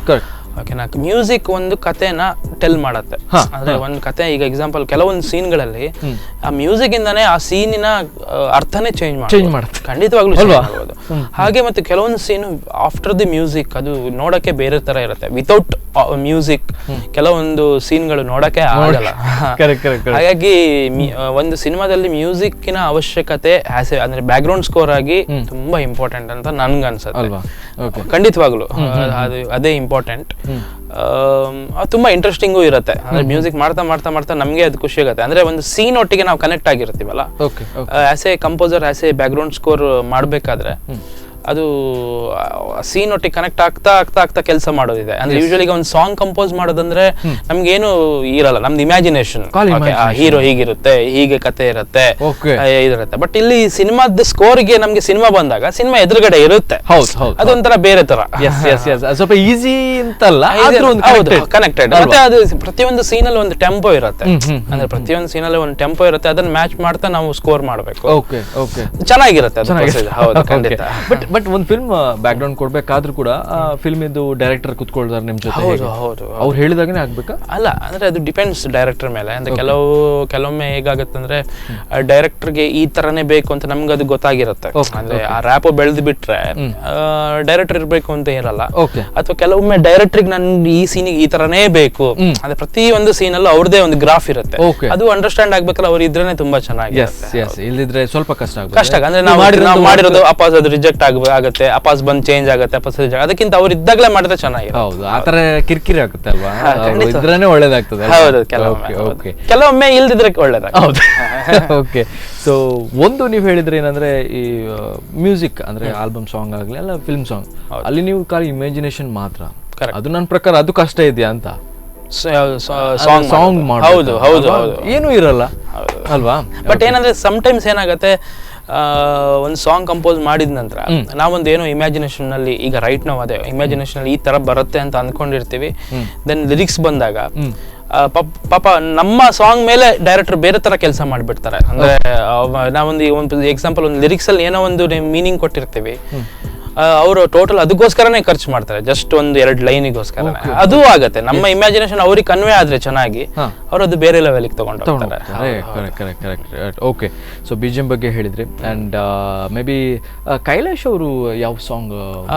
ಅದೇ ನಾನು ಹೇಳಿದೆ ಅನಂತ್ ವರ್ಸಸ್ ನುಸ್ರತ್ ಸಿನಿಮಾ, ಅದರಲ್ಲಿ ಒಂದು song Kavali song Kailash care ಅವರು ಹಾಡಿದ್ರು. ನಮ್ಮ ಸ್ಟುಡಿಯೋದಲ್ಲೇ ಬಂದಿದ್ರು. ಹೇಗೆ ಸರ್ ಪರ್ಸನ್? ಹೇಗೆ? ತುಂಬಾ ಡೌನ್ ಟು ಅರ್ತ್ ಪರ್ಸನ್, ಹೇಳಬೇಕು ನೀವು. ತುಂಬಾ ಡೌನ್ ಟು ಅರ್ತ್ ಪರ್ಸನ್. ಮತ್ತೆ ಹಾಫ್ ಎನ್ ಅವರ್ ಅಲ್ಲಿ ಸಾಂಗ್ ರೆಕಾರ್ಡಿಂಗ್ ಮುಗಿಸ್ಬಿಟ್ರು. ಬಂದ್ಬಿಟ್ಟು ಲಿರಿಕ್ಸ್ ಬರ್ದು ಇಮಿಡಿಯೇಟ್ ಆಗಿ ಹಾಡಕ್ ಸ್ಟಾರ್ಟ್ ಮಾಡಿದ್ರು, ಮುಗಿಸ್ಬಿಟ್ರು, ಚೆನ್ನಾಗಿ ಹಾಡಿದ್ರು. ಆದ್ರೂ ನಮ್ಗೊಂದು ಹೆದರಿಕೆ ಇರುತ್ತಲ್ಲ ಸರ್, ಅವರೊಂದು ದೊಡ್ಡ ಸ್ಟಾರ್, ನೀವ್ ಹೇಗೆ ಹ್ಯಾಂಡಲ್ ಮಾಡಿದ್ರಿ? ಅದೊಂದು ಎಕ್ಸ್ಪೀರಿಯನ್ಸ್ ನೀವು ಹೇಳಿ. ಖಂಡಿತವಾಗ್ಲು ಅಂದ್ರೆ ಅವ್ರಿಗೆ ನಾವು ಹೇಳ್ಬೇಕಾದ್ರೆ ಸ್ವಲ್ಪ ಹೆದರಿಕೆ ಆಗುತ್ತೆ. ನಂಗೆ ಫಸ್ಟ್ ಟೈಮ್ ಆಕ್ಚುಲಿ ಆ ಒಂದು ಭಯ ಕಾಡಿದ್ದು ಯಾವಾಗ ಅಂದ್ರೆ, ಫಸ್ಟ್ ನಾನು ವಿ ಸರ್ ಒಟ್ಟಿಗೆ ವರ್ಕ್ ಮಾಡಿದೆ ತುಂಬಾ ಒಂದು 4 years ಬ್ಯಾಕ್. ಅದಾದ ನಂತರ ನಾನು ಆನಂದ ಭೈರವಿ ಅಂತ ಒಂದು ಸೀರಿಯಲ್ಗೆ ಶಂಕರ್ ಮಾದೇವನ್ ಸರ್ ಹಾಡಿದ್ರು. ಅದಕ್ಕೆ ನಾನು ಬಾಂಬೆಗೆ ಹೋಗಿದ್ದೆ ರೆಕಾರ್ಡ್ ಮಾಡಕ್ಕೆ. ಅವಾಗ ಆ ಫಿಯರ್ ಇತ್ತು ನನಗೆ, ಅಷ್ಟು ದೊಡ್ಡ ಸಿಂಗರ್, ಅದು ಬಾಂಬೆ ಸಿಂಗರ್. ಈಗ VP ಸರಿಗಾದ್ರೆ ಕನ್ನಡ ಬರುತ್ತೆ, ನಮ್ದೊಂದು ಏನೋ ಒಂದು ಕನೆಕ್ಷನ್ ಇರುತ್ತೆ, ಆಬ್ವಿಯಸ್ಲಿ ಕನ್ನಡದಲ್ಲಿ ಮಾತಾಡಬೇಕು. ಅವರು ಒಂದು ಹಿಂದಿ ಲ್ಯಾಂಗ್ವೇಜ್ ಸಿಂಗರ್, ನನ್ನ ಸಾಂಗ್ ಆಡ್ತಾರೆ, ಒಂದು ಭಯ ಇರುತ್ತೆ, ಆಬ್ವಿಯಸ್ಲಿ ಭಯ ಇರುತ್ತೆ. ಆದ್ರೆ ಅವರೊಟ್ಟಿಗೆ ವರ್ಕ್ ಮಾಡಿದ ನಂತರ ಆ ಭಯ ಸ್ವಲ್ಪ ಕಮ್ಮಿ ಆಯ್ತು. ಹಾಗಾಗಿ ಕೈಲಾಸ್ ಸರ್ ಬಂದಾಗ ನಮ್ಮ ಸ್ಟುಡಿಯೋಗೆ ಬಂದಿದ್ದಾರೆ ಅನ್ನೋ ಒಂದು ಇದು ಇತ್ತು, ಬಟ್ ಒಂದು ಆ ಭಯ ಇರಲಿಲ್ಲ. ತುಂಬಾ ಕಂಫರ್ಟಬಲ್ ಆಗಿ ಕೆಲಸ ಮಾಡಿದ್ವಿ. ಮತ್ತೆ very down to earth person. So ಆತರ ಇದ್ರೇನೆ ನಮ್ಗೆ ಏನಾದ್ರು ಒಂದು ಹೇಳಲಿಕ್ಕೆ ಖಂಡಿತವಾಗ್ಲು ನಮ್ಮ ಮನಸ್ಸಲ್ಲಿ ಏನಿದೆ, ನಮ್ಮ ಇಮ್ಯಾಜಿನೇಷನ್ ಏನಿದೆ ಅಂತ ಒಬ್ಬ ಸಿಂಗರ್ ಅದು ರಿಸೀವ್ ಮಾಡೋ ತರ ಇದ್ದಾಗ ನಮ್ಗೆ ಈಸಿ ಆಗ್ಬಿಡತ್ತೆ, ಕನೆಕ್ಟ್ ಆಗತ್ತೆ. ನೆಕ್ಸ್ಟ್ ಏನು ಡ್ರೀಮ್ಸ್ ಇದೆ ಸರ್ ನಿಮ್ಮದೊಂದು ಪ್ರಶ್ನೆ? ಒಂದು ಡ್ರೀಮ್ ಏನಿದೆ ನೆಕ್ಸ್ಟ್ ಲೆವೆಲ್? ನೆಕ್ಸ್ಟ್ ಲೆವೆಲ್ ಸಿನಿಮಾನೇ. ನಂದೇ ಓನ್ ಪ್ರೊಡಕ್ಷನ್ ಸ್ಟಾರ್ಟ್ ಮಾಡಬೇಕು. ಆಮೇಲೆ ಕಾರ್ಕಳದಲ್ಲೇ ಮಾಡಬೇಕು, ಮತ್ತೆ ಒಳ್ಳೊಳ್ಳೆ ಸಿನಿಮಾಗಳನ್ನ ಕೊಡಬೇಕು. ಇದೇ ಡ್ರೀಮ್. ಸಿನಿಮಾನೇ ಡ್ರೀಮ್ ಅಲ್ವಾ? ಓಕೆ. ಸೊ ಮ್ಯಾರಿಡ್ ಸರ್ ನೀವು? ಅಲ್ಲ. ಇಲ್ಲ. ಯಾವಾಗ ಸರ್? ಅಂದ್ರೆ ಇನ್ನು 3-4 ಫಿಲ್ಮ್ ಆದ್ಮೇಲೆ? ಹೌದು. ತುಂಬಾ ಲೈನ್ಸ್ ಅಲ್ಲಿ ಇರ್ಬೋದಲ್ಲ ಸರ್? ಇಲ್ಲ ಸರ್. ಇಲ್ವಾ? ನಿಮ್ಮ ಹ್ಯಾಂಡ್ಸ್ ಓಕೆ. ಅಲ್ಲ, ಅದು ಎಲ್ಲರೂ ಅದನ್ನೇ ಹೇಳ್ತಾರೆ. ಏನಂದ್ರೆ ನಿಮ್ಗೆ ಲೈನ್ಸ್ ಇದಾರ? ನಮ್ಗೆ ಲೈನ್ಸ್ ಇಲ್ಲ ಸರ್. ತುಂಬಾ ಲೈನ್ಸ್ ಅಥವಾ ಒಂದೇ ಲೈನ್? ಯಾವುದೂ ಇಲ್ಲ ಸರ್. ಹಾಗೆ. ಸೊ ಮೇ ಬಿ ಜಾಸ್ತಿಯಾಗಿ ನೀವು ಟೆನ್ಷನ್ ಆದಾಗ ಏನ್ ಮಾಡ್ತೀರಿ ಸರ್? ತುಂಬಾ ಟೆನ್ಷನ್ ಆದಾಗ ಅಂದ್ರೆ ಯೂಶ್ವಲಿ ನಾರ್ಮಲ್ ಆಗಿ ಟೆನ್ಷನ್ ಆದವರು ಸಾಂಗ್ ಕೇಳ್ತಾರೆ. ನಂದು ಅದೇ ಫೀಲ್ಡ್ ಆಗಿರೋದು. ನಾನು ಟೆನ್ಷನ್ ಆದಾಗ ನಾನು ಸೈಲೆಂಟಲ್ಲಿ ಇಟ್ಬಿಡ್ತೀನಿ. ಅಂದ್ರೆ ನಾನು daily day and night music ಅಲ್ಲಿ ಹೇಳೋದಲ್ವಾ, ನಾನು ಟೆನ್ಷನ್ ಆದಾಗ ಸೈಲೆಂಟ್ ಆಗಿ ಎಲ್ಲಾದ್ರೂ ಒಂದು ಪ್ಲೇಸಿಗೆ ಹೋಗಿ ಸುಮ್ಮನೆ ಕೂತ್ಕೊಂಡು ಬಿಡ್ತೇನೆ, ಸೈಲೆಂಟ್ ಅನ್ನ ಕೇಳ್ತೀನಿ. ಕರೆಕ್ಟ್. ಯಾಕಂದ್ರೆ ಈಗ ನಾನು ಈ ಪ್ರಶ್ನೆ ಯಾಕೆ ಕೇಳಿದೆ ಅಂದ್ರೆ, ಈಗ ನಾರ್ಮಲ್ ಈಗ ನಮ್ಮಂತವ್ರೆಲ್ಲ ತುಂಬಾ ಟೆನ್ಷನ್ ಆದ್ರೆ ಒಂದ ಮ್ಯೂಸಿಕ್ ಕೇಳ್ತೀವಿ. ಹೌದು. ನೀವು ಮ್ಯೂಸಿಕ್ ಡೈರೆಕ್ಟರ್, ನಿಮ್ಗೆ ಟೆನ್ಷನ್ ಆದಾಗ ನೀವೇನ್ ಮಾಡ್ತೀರಾ ಅಂತ ಅದೇ ಪ್ರಶ್ನೆ. ಮತ್ತೆ ಸಮ್ಟೈಮ್ಸ್ ಇದು ಜಸ್ಟ್ ಒಂದು ಕೆಲವೊಮ್ಮೆ ಮಾತ್ರ, ಬಟ್ ಆದ್ರೂ ಟೆನ್ಷನ್ ಆದಾಗ ಮ್ಯೂಸಿಕ್ ಮಾತ್ರ ಕನೆಕ್ಟ್ ಆಗೋದು. ಓಕೆ, ಖಂಡಿತವಾಗ್ಲು. ಎಸ್. ನೀವು ಮಾಡಿರುವಂತ ಸಾಂಗ್ ಯಾವ್ದು ತುಂಬಾ ಇಷ್ಟ ಆಯ್ತು ನಿಮ್ಗೆ ಇಲ್ಲಿ ತನಕ? ಒಂದು ಸಾಂಗ್ ಇಲ್ಲಿ ತನಕ ಮಾಡಿದ್ದು ನನಗೆ ಪರ್ಸನಲ್ ಫೇವರೇಟ್ ಅಂದ್ರೆ ಈಗ ತಾನೇ ಜಾರಿಯಾಗಿದೆ. ಓಕೆ. ಈಗ ಅದು ಹಿಟ್ಟು ಆಯ್ತು. ಓಕೆ. ಆಮೇಲೆ ನನಗೂ ಇಷ್ಟ. ಓಕೆ. ಸೊ ಈಗ ತಾನೇ ಜಾರಿ ಆಗಿದೆ ಅಂದ್ರೆ ಪುನೀತ್ ರಾಜ್ಕುಮಾರ್ ಹೌದು, ಅಲ್ಲ ಅದು ಆಕ್ಚುಲಿ ವಿನಯ್ ರಾಜ್ಕುಮಾರ್ ಅವರ ಸಿನಿಮಾ ವಿಜಯ್ ಪ್ರಕಾಶ್ ಸರ್ ಹಾಡಿದ್ದು. ಪುನೀತ್ ರಾಜ್ಕುಮಾರ್ ಅವರ ಇದರಲ್ಲಿ ಏನು PRK ಆಡಿಯೋದಲ್ಲಿ ರಿಲೀಸ್ ಆಯ್ತು, ಮತ್ತೆ ಅವರೇ ಆಡಿಯೋ ರಿಲೀಸ್ ಮಾಡಿದ್ರು ಕೂಡ. ಹಾಗೆ ಅವರಿಗೂ ತುಂಬಾ ಇಷ್ಟ ಆ ಸಾಂಗ್. ಅವರು ಆಡಿಯೋ ರಿಲೀಸ್ ಟೈಮಲ್ಲೂ ಹೇಳಿದ್ರು ನನ್ನ ಪರ್ಸನಲ್ ಫೇವ್ರೆಟ್ ಸಾಂಗ್ ಇದು ಅಂತ. ಮತ್ತೆ ನಮ್ಮ ಟೀಮಿಗೆ ವಿಶ್ ಮಾಡ್ಬೇಕಾದ್ರು ಅವರೇ ಅದನ್ನ ಹಾಡ್ಬಿಟ್ಟು ನಮ್ಗೆ ವಿಡಿಯೋ ಬೈಟ್ ಕಳಿಸಿದ್ರು. ಆಮೇಲೆ ಆ ಸಾಂಗು ಅಷ್ಟೇ ರೇಡಿಯೋ ಮಿರ್ಚಿಯಲ್ಲಿ ಒಂದು 3-4 ತಿಂಗಳು ಟಾಪ್ 1 ಅಲ್ಲಿ ಇತ್ತು. ಮತ್ತೆ ಇವಾಗ್ಲೂ ಟಾಪ್ 10 ಲಿಸ್ಟ್ ಅಲ್ಲಿ ಇದೆ ಸಾಂಗ್ ಅದು. ಆ ಸಾಂಗ್ ಅಂತೂ ತುಂಬಾ ಖುಷಿ ಆಗುತ್ತೆ.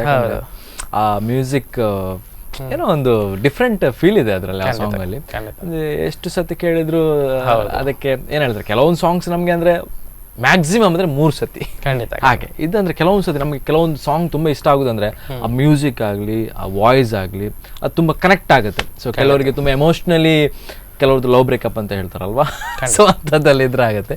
ಸೊ ನಿಮ್ದು ಲವ್ ಬ್ರೇಕಪ್ ಆಗಿದೆ ಸರ್? ಇಲ್ಲಲ್ಲ, ಹೇಳೋದಿಲ್ಲ. ಇರ್ಲಿ, ಅಲ್ಲ ನಾನು ಯಾಕೆ ಕೇಳಿದೆ ಅಂದ್ರೆ ಮೇ ಬಿ ನೀವು ಎಮೋಷ್ನಲ್ ಅಂತ ಕೇಳಿದ್ರಿ ಸರ್. ಒಂದು ವೆರಿ ಎಮೋಷನಲ್ ಪರ್ಸನ್. ಖಂಡಿತ ಸರ್. ಒಂದು ಏನೋ ಒಂದು ಹೊಸತನ್ನ ಕ್ರಿಯೇಟ್ ಮಾಡ್ಬೇಕಾದ್ರೆ ಆ ಕ್ರಿಯೇಟರ್ಗೆ ಒಂದು ಇನೋಸೆನ್ಸ್ ಇರಬೇಕು. ಅಂದ್ರೆ ಆ ಇನೋಸೆನ್ಸ್ ಇದ್ದಾಗ ಮಾತ್ರ ನಾವು ತುಂಬಾ ಮೆಚ್ಯೂರ್ಡ್ ಆಗಿ ಕೆಲಸ ಮಾಡಿದಾಗ ಜನರಿಗೆ ರೀಚ್ ಆಗಲ್ಲ. ಮತ್ತೆ ಇನ್ನೊಂದು ಎಮೋಷನಲಿ ಕನೆಕ್ಟ್ ಆಗ್ಬೇಕು. ನಾನು ಮಾಡಿದ ಕೆಲಸ ಎಮೋಷನಲಿ ಜನರಿಗೆ ರೀಚ್ ಆಗ್ಬೇಕು, ಕನೆಕ್ಟ್ ಆಗ್ಬೇಕು ಅಂತ ಇದ್ರೆ ನಾವು ಸ್ವಲ್ಪ ಎಮೋಷನಲ್ ಆಗಿ ಇರ್ಬೇಕಾಗತ್ತೆ. ಮತ್ತೆ ನನ್ಗೆ ಅನ್ಸುತ್ತೆ ಕೆಲವೊಮ್ಮೆ ನಾನು ಸ್ವಲ್ಪ ಜಾಸ್ತಿನೇ ಎಮೋಷನಲ್ ಅಂತ. ಓಕೆ, ನಾನು ಅದೇ ಪ್ರಶ್ನೆ ಯಾಕೆ ಕೇಳಿದೆ ಅಂದ್ರೆ ಮೇ ಬಿ ಡೈರೆಕ್ಟರ್ ಆಗಲಿ, ಮ್ಯೂಸಿಕ್ ಡೈರೆಕ್ಟರ್ ಆಗಲಿ, ಆಕ್ಟರ್ ಆಗಲಿ, ಮೇ ಬಿ ಎಲ್ಲರೂ ಆರ್ಟಿಸ್ಟ್ ಅಂತ ಹೇಳುವಾಗ ಯಾವುದೋ ಒಂದು ಪಾಯಿಂಟ್ ಅಲ್ಲಿ ಎಮೋಷನಲ್ ಆಗಿರ್ತಾರೆ. ಖಂಡಿತ. ಅದು ಎಮೋಷನಲ್ ಥಾಟ್ಸ್ ಇಲ್ಲ ಅಂದ್ರೆ ಕಷ್ಟ ಅವರ ವರ್ಕ್ ಮಾಡ್ಲಿಕ್ಕೆ. ಖಂಡಿತ ಸ್ವಲ್ಪ ಆದ್ರೂ ಬೇಕಾಗತ್ತೆ. ಓಕೆ, ಸೊ ನನ್ನ ಪ್ರಕಾರ ನೀವು ಎಮೋಷನಲ್ ಪರ್ಸನ್ ನಂಗೆ ಆಗ್ಲೇ ಫೀಲ್ ಆಗ್ತಿತ್ತು. ಯಾಕಂದ್ರೆ ಒಂದು ಮ್ಯೂಸಿಕ್ ಡೈರೆಕ್ಟರ್ ಅಂತ ಹೇಳುವಾಗ ಯಾವ್ದಾದ್ರು ಒಂದು ಸಿಚುವೇಶನ್ ಆಗಿರುತ್ತೆ ನಮ್ಮ ಲೈಫಲ್ಲಿ. ಬಟ್ ಒಂದು ಸಿಚುವೇಶನ್ ಏನಾದ್ರೂ ನೆನಪಿದೆಯಾ ಸರ್, ಒಂದು ಬೇಜಾರಾಗಿರುವಂಥದ್ದು? ಲವ್ ಬ್ರೇಕಪ್ ಎಲ್ಲ ಬೇಡ, ಅದು ಬಿಡಿ. ಸೊ ಬೇರೆ ಏನಾದ್ರು ಒಂದು ಲೈಫಲ್ಲಿ ಆದದ್ದು ನೆನಪು ಮಾಡುವಂಥದ್ದು ಈ ಒಂದು ಸಿಚುವೇಶನ್ ಅಲ್ಲಿ ತುಂಬಾ ಬೇಜಾರು ಕೊಟ್ಟದ್ದು? ತುಂಬಾ ಬೇಜಾರು ಕೊಟ್ಟಿದ್ದು ಇದೆ, ತುಂಬಾ ಇದೆ. ನಾರ್ಮಲ್ ಆಗಿ ಒಂದು ನಮ್ಮ ಹತ್ರ ಒಂದು ಶೇರ್ ಮಾಡುವಂಥದ್ದು. ಆಕ್ಚುಲಿ ಇದನ್ನು ಅದೇ ಒಂದು 4-5 ಇಯರ್ಸ್ ಬ್ಯಾಕ್ ಅಂದ್ರೆ ಸೇಮ್ ನಮ್ಮ ಫೀಲ್ಡಲ್ಲೇ ಆಗಿರೋದು ಹೇಳ್ತೇನೆ. ಒಂದು ಶೋಗೆ ನಾನು ಸಾಂಗ್ ಕಂಪೋಸ್ ಮಾಡಿದ್ದೆ. ಆ ಸಾಂಗನ್ನು ಅದೇ ಸೇಮ್ ಇಲ್ಲಿಗೆ ಬರ್ತೀನಿ, ಲಿಂಕ್ ಹೇಳ್ತೀನಿ. ಅಪ್ಪು ಸರ್ ಹಾಡ್ತಾರೆ, ಪುನೀತ್ ರಾಜ್ಕುಮಾರ್ ಅವ್ರು ಹಾಡ್ತಾರೆ ಅಂತ. ಓಕೆ, ಪುನೀತ್ ರಾಜ್ಕುಮಾರ್ ಅವ್ರು ಹಾಡ್ತಾರೆ ಅನ್ನೋದು ನನಗೊಂದು ದೊಡ್ಡ ಡ್ರೀಮ್ ಆಗಿತ್ತು. ಆಬ್ವಿಯಸ್ಲಿ ಒಂದು 7 ಇಯರ್ಸ್ ಬ್ಯಾಕ್. ಹಾಗಾಗಿ ನನ್ನ ಅವರ ಮನೇಲೇ ರೆಕಾರ್ಡಿಂಗ್ ಆಗತ್ತೆ ಅಂತ ಹೇಳಿದ್ರು. ನಾನು ನನ್ನ ಸಿಸ್ಟಮ್ ಎಲ್ಲ ಅವರ ಮನೆಗೆ ಅಲ್ಲೇ ರೆಕಾರ್ಡ್ ಮಾಡ್ಬೇಕು, ನೀವು ಬನ್ನಿ ತಗೊಂಡ್ ಬನ್ನಿ ಅಂತ ನಾನು ಹೋಗಿದ್ದೆ. ಅಲ್ಲಿ ಹೋದ್ವಿ, ನಾವು ಅವರ ಮನೆಗೆ ಹೋಗಿದ್ವಿ. ಏನಾಯ್ತು, ಅಲ್ಲಿ ಕೋಆರ್ಡಿನೇಷನ್ ಏನೋ ರಾಂಗ್ ಆಯ್ತು. ನಾನು ತುಂಬಾ ಕನ್ಸು ಕಟ್ಕೊಂಡು ಹೋಗಿದ್ದೆ ಅಲ್ಲಿಗೆ. ಮತ್ತೆ ಅವ್ರು ಹಾಡ್ತಾರೆ ಅನ್ನೋದು, ಅವ್ರ ಮನೇಲಿ ಹಾಡ್ತಾರೆ ಅನ್ನೋದು ನಮ್ಗೊಂದು ಡ್ರೀಮ್ ಅಲ್ವಾ. ಹೋಗಿದ್ದೆ. ಅಲ್ಲಿ ಹೋದಾಗ ಡಿಸಪಾಯಿಂಟ್ ಆಯ್ತು. ಏನಂತ ಹೇಳಿದ್ರೆ ಅವ್ರಿಗೆ ಏನು ಅವ್ರ ಕೋಆರ್ಡಿನೇಷನ್ ಮಾಡಿದ ಆ ಶೋನ ಕೋಆರ್ಡಿನೇಟರ್ ಅವರಿಗೆ ಸಾಂಗೂ ಕೇಳಿಸಿಲ್ಲ, ದೆನ್ ಅವ್ರ ಹತ್ರ ಮಾತಾಡೂ ಇರಲಿಲ್ಲ. ಅಲ್ಲಿ ಹೋದ್ವಿ, ಅವರು ಫುಲ್ ಒಂಥರ ಬ್ಲ್ಯಾಂಕ್ ಎಕ್ಸ್ಪ್ರೆಷನ್ ಕೊಡ್ತಾರೆ. ಅಪ್ಪು ಸರ್ ಹೌದಾ, ಓಕೆ, ನಂಗೆ ಗೊತ್ತಿಲ್ಲ ಪಾಪ, ಅವ್ರ ಹತ್ರ ಕೋಆರ್ಡಿನೇಷನ್ನೇ ಮಾಡಿಲ್ಲ ಯಾರೂ, ಆಯ್ತಾ. ಇಲ್ಲೇನೋ ಕೋಆರ್ಡಿನೇಷನ್ ರಾಂಗ್ ಆಯ್ತು. ಅದು ನನ್ಗೆ ತುಂಬಾ ಬೇಸರ ಕೊಟ್ಟಿತ್ತು.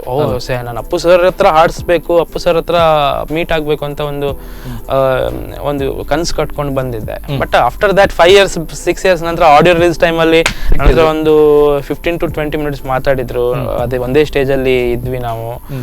ಅದು ಬೇರೆ ವಿಷಯ ಅಲ್ವಾ. ಹೌದು. ಬಟ್ ಆ ದಿನದ ನೋವು ನಂಗೆ ತುಂಬಾ ಆಗಿತ್ತು.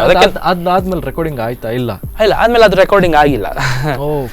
ಆಮೇಲೆ ಆ ರೆಕಾರ್ಡಿಂಗ್ ಆಗಿಲ್ಲ. ಬಟ್ ಅದು ಬೇರೆಯವರು ಹಾಡಿದ್ರು, ಮತ್ತೆ ಅದು ಶೋ ಆಯ್ತು. ಬಟ್ ಆ ಮೂಮೆಂಟ್ ಅಲ್ಲಿ ತುಂಬಾ ಕೆಲವೊಮ್ಮೆ ಈ ತರ ಅಂದ್ರೆ ನಾವು ಜಾಸ್ತಿ ಎಕ್ಸೈಟ್ಮೆಂಟ್ ಇಟ್ಕೊಳ್ಬಾರ್ದು. ಇಫ್ ಎನ್ ಕೇಸ್ ನಮ್ಮ ಹತ್ರ ಕನಸಿದ್ರೆ ಮತ್ತೆ ನಮ್ಗೆ ಅದು ಈ ತರ ಆಗ್ಬೇಕು ಅಂತ ಇದ್ರೆ ಇವತ್ತಲ್ಲ ನಾಳೆ ಜಸ್ಟ್ ಪೋಸ್ಟ್ಪೋನ್ ಆಗ್ಬೋದು, ಬಟ್ ಹಾಗೆ ಆಗತ್ತೆ ಅದು 100%. ಯಾಕಂದ್ರೆ ಹೋಪ್ ಬಿಡಬಾರ್ದು. May be artist may be ತುಂಬಾ ಸತಿ ನಮ್ಗೆ ಆಗುತ್ತೆ, ಅಯ್ಯೋ ಬೇಡ ಇದು ಫೀಲ್ಡ್ ಒಂದು ಅದು ಬರುತ್ತೆ. ಸೊ ಕೆಲವೊಂದ್ ಸತಿ ಈ ತರ ಆದ್ರೆ ನಮ್ಗೆ ಬೇಜಾರಾಗುತ್ತೆ, ಯಾಕೆ ಹೋಗ್ಬೇಕು ಆ ತರ ಒಂದು ಯೋಚನೆ ಬರುತ್ತೆ. ಸೊ ಇಂಥದ್ದಲ್ಲಿ ಯೋಚನೆ ಬರ್ತಿರುವಾಗ ಒಂದು ಹೋಪ್ ಬಿಡಬಾರ್ದು ಅಲ್ವಾ. Okay, so great. And sir, ನಿಮ್ಮ ಸೈಡ್ ಇಂದ ನಮ್ಮ ಬರುವಂತ ಕಲಾವಿದರಿಗೆ, ಮ್ಯೂಸಿಕ್ ಡೈರೆಕ್ಟರ್ ಆಗ್ಲಿ ಅಂಡ್ ಸಿಂಗರ್ಸ್ ಆಗ್ಲಿ, ಅವ್ರಿಗೆ ಒಂದು ಮೆಸೇಜ್ ಕೊಡ್ಬೇಕಂದ್ರೆ ಏನ್ ಕೊಡ್ತೀರಾ? ಮೆಸೇಜ್ ಕೊಡಬೇಕು ಅಂದರೆ ಮೆಸೇಜ್ ಕೊಡುವಷ್ಟು ದೊಡ್ಡ ಮನುಷ್ಯ ಅಲ್ಲ ನಾನು. ಆದರೆ ನಿಮ್ಮ ಎಕ್ಸ್ಪೀರಿಯನ್ಸ್ ಇಂದ ನಾನು ಹೇಳೋದಾದರೆ ಮೇಯ್ನ್ ಅವಾಗಲೇ ಹೇಳಿದಾಗೆ ಕೆಲಸ, ಯಾವುದೇ ಕೆಲಸ ಆಗಿರೋದು ಒಂದು ಕನಸನ್ನು ಕಾಣಬೇಕು. ಆಮೇಲೆ ನಾನು ಆ ಕನಸನ್ನ ಹೇಗೆ ಇದು ಮಾಡಬೇಕು ಅಂತ ಫುಲ್ಫಿಲ್ ರೀಚ್ ಮಾಡಬೇಕು ಅನ್ನೋದನ್ನ ಅದು ಪಾತನ್ನ ಕಂಡುಹಿಡಬೇಕು, ಒಳ್ಳೆ ರೀತಿಲಿ ಹೋಗ್ಬೇಕು. ಮತ್ತೆ ಇನ್ನೊಂದು ಮೇನ್ಲಿ ಆರ್ಟಿಸ್ಟ್ ಆಗೋನಿಗೆ ನನ್ನ ಅಪ್ಪ ಯಾವಾಗ್ಲೂ ಹೇಳ್ತಾರೆ, ಆರ್ಟಿಸ್ಟ್ ಆಗ್ಬೇಕು ಅಂತಿದ್ರೆ ಒಳ್ಳೆ ಆರ್ಟಿಸ್ಟ್ ಆಗಿರ್ಬೇಕು ಆಯ್ತಾ. ಹಾಗೆ ಒಳ್ಳೆ ಹಾರ್ಟ್ ಇದ್ರೆ, ಒಳ್ಳೆ ಕೆಲಸ ಮಾಡಿದ್ರೆ ಖಂಡಿತವಾಗ್ಲೂ ರೀಚ್ ಆಗಕ್ಕಾಗತ್ತೆ. ಬಟ್ ಇವಾಗ ಹೇಗೂ ಅಂದ್ರೆ ನಿಮ್ಗೆ ಟ್ಯಾಲೆಂಟ್ ಇದೆ ಅಂತ ಇದ್ರೆ ಖಂಡಿತ ಹೇಗಾದ್ರೂ ರೀಚ್ ಆಗಕ್ಕೆ ಒಂದು ಮಾರ್ಗ ಸಿಕ್ಕೇ ಸಿಗತ್ತೆ.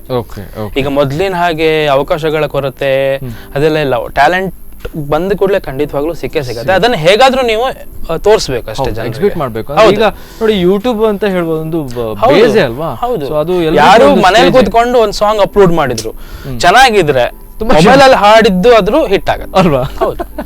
Okay okay great. ಅಂಡ್ ನೀವು ಹೇಳಿದ್ರಿ ಅಂದ್ರೆ ಕೆಲವರಿಗೆ ಸ್ವಲ್ಪ ಅರ್ಜೆಂಟ್, ಹೌದು, ಬೇಗ ಒಬ್ಬ ಸ್ಟಾರ್ ಆಗ್ಬೇಕು ನಾನು ಅಂತ. ಪೇಷನ್ಸ್ ಬೇಕು ಸರ್, ಪೇಷನ್ಸ್ ಬೇಕು ಖಂಡಿತ.